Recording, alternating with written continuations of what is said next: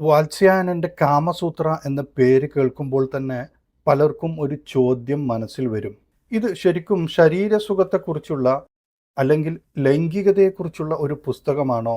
അല്ലെങ്കിൽ മനുഷ്യബന്ധങ്ങളെക്കുറിച്ചും പ്രണയബന്ധങ്ങളെക്കുറിച്ചും ആഴത്തിൽ പരാമർശിക്കുന്ന ഒരു മാർഗദർശികയാണോ? ഇതിനെക്കുറിച്ചു നമ്മുടെ ചാനലിൽ കഴിഞ്ഞ കുറേയേറെ വീഡിയോകളിൽ വിശദമായി പറഞ്ഞിരുന്നു. ഇന്ന് നമ്മൾ സംസാരിക്കാൻ പോകുന്നത് കാമസൂത്രത്തിൽ പരാമർശിക്കുന്ന വദനസുരതം, യോനിപാനം എന്നീ ആശയങ്ങളെക്കുറിച്ചാണ്. ഇന്ന് നമുക്ക് ഇതിനെക്കുറിച്ച് വിശദമായി പരിശോധിക്കാം. നമസ്കാരം, ഇൻറ്റിമേറ്റ് ഇൻസൈറ്റ്സിലേക്ക് വീണ്ടും സ്വാഗതം.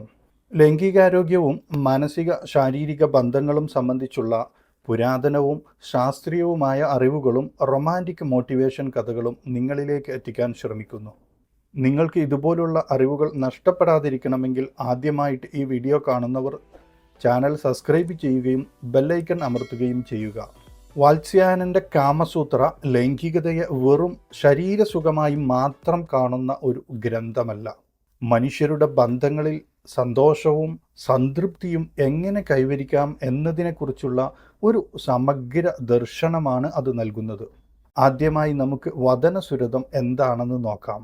കാമസൂത്രത്തിലെ ചില ഭാഗങ്ങളിൽ വദനസുരതം എന്ന് വിളിക്കുന്ന മുഖം ഉപയോഗിച്ചുള്ള ലൈംഗിക ഉത്തേജനത്തെക്കുറിച്ചും അതിൻ്റെ വിവിധ രൂപങ്ങളെക്കുറിച്ചും പരാമർശിക്കുന്നു.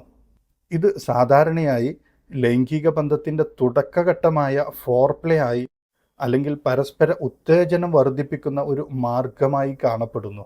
ചിലർ പൂർണ്ണമായ സംതൃപ്തി നേടുന്നതിനായുള്ള ഒരു മാർഗമായും ഇതിനെ കാണുന്നു. പുരുഷലിംഗത്തെ വായ് ഉപയോഗിച്ച് ഉത്തേജിപ്പിക്കുന്ന രീതിയെ കാമസൂത്രത്തിൽ ഔപരിഷ്ടകം എന്ന് വിളിക്കുന്നു. എന്നാൽ കാമസൂത്ര ഇത് എല്ലായിടത്തും എല്ലാവർക്കും അനുയോജ്യമാണെന്ന് പറയുന്നില്ല.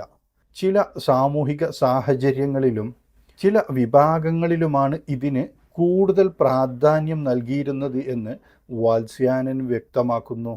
അടുത്തതായി സ്ത്രീയുടെ ആനന്ദത്തിന് ഊന്നൽ നൽകുന്ന യോനിപാനം എന്താണെന്ന് നോക്കാം. യോനിപാനം എന്നത് സ്ത്രീയുടെ ലൈംഗികാവയവത്തെ മുഖം ഉപയോഗിച്ച് ഉത്തേജിപ്പിക്കുന്ന ആശയത്തെയാണ് സൂചിപ്പിക്കുന്നത്. കാമസൂത്രത്തിൽ ഇതിന് പ്രത്യേകമായ വലിയ അധ്യായങ്ങൾ ഇല്ലെങ്കിലും സ്ത്രീയുടെ ലൈംഗിക അനുഭൂതിയും സംതൃപ്തിയും പുരുഷൻ്റേതുപോലെ തന്നെ പ്രധാനമാണെന്ന് കാമസൂത്രയുടെ പല ഭാഗങ്ങളിലും വ്യക്തമാക്കുന്നു. ഇവിടെ ഊന്നൽ നൽകുന്നത് സ്ത്രീയുടെ ആനന്ദം വർദ്ധിപ്പിക്കുന്നതിനും പരസ്പരം സന്തോഷം നൽകുന്ന ബന്ധത്തിനുമാണ്.